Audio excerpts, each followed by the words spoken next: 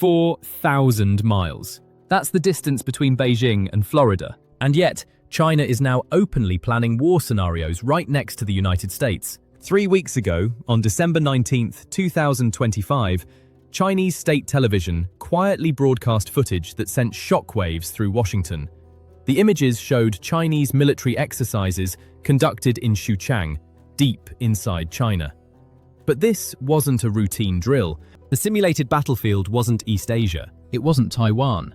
It wasn't the South China Sea. The scenario placed Chinese forces operating around Cuba, the Caribbean, and the Gulf of Mexico, just steps away from the American mainland. This was not symbolism.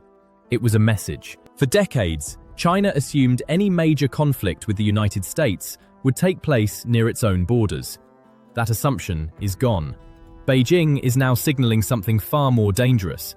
If conflict comes, it may come to America's doorstep. And this shift didn't happen overnight. For over a century, Latin America was treated as the uncontested sphere of influence of the United States, what policymakers casually referred to as America's backyard. Military, economic, and political dominance was enforced with little resistance. That era is ending. Over the past 20 years, China has executed one of the most successful strategic penetrations in modern history. Not through invasion, but through trade, infrastructure, and quiet leverage. Today, China is the largest trading partner for South America, overtaking the United States. Across Latin America as a whole, it is now the second largest trading partner. Chinese state-owned firms are embedded across energy grids, ports, railways, telecom networks, mining operations, and even space infrastructure. This isn't accidental, it's design. One of the most critical, and least discussed, elements of this strategy is ports. A major US security study identified 37 ports across Latin America that are operated by, financed by, or structurally dependent on Chinese companies. These ports are not labeled as military bases.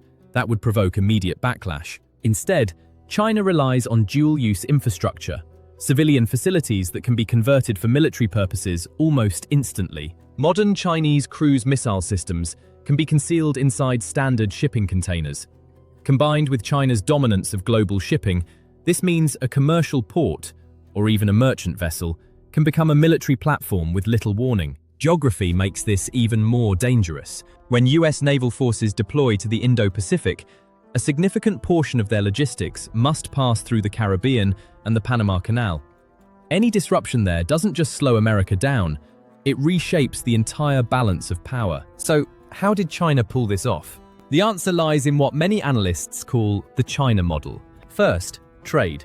In 2000, China accounted for just 2% of Latin American exports.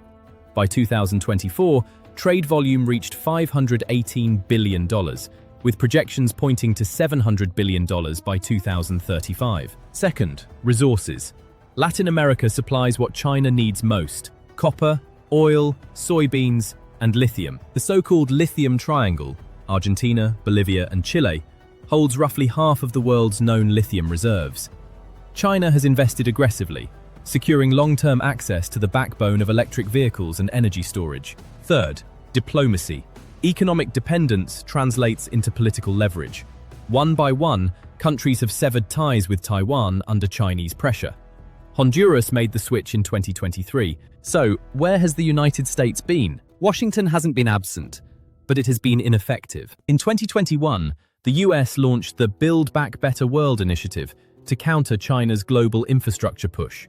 In its first year, funding amounted to just $6 million, a rounding error compared to China's hundreds of billions. Warnings about surveillance, debt traps, and environmental damage have also failed to gain traction. During COVID-19, while the US pressured Brazil to block Chinese telecom firms, China was delivering vaccines.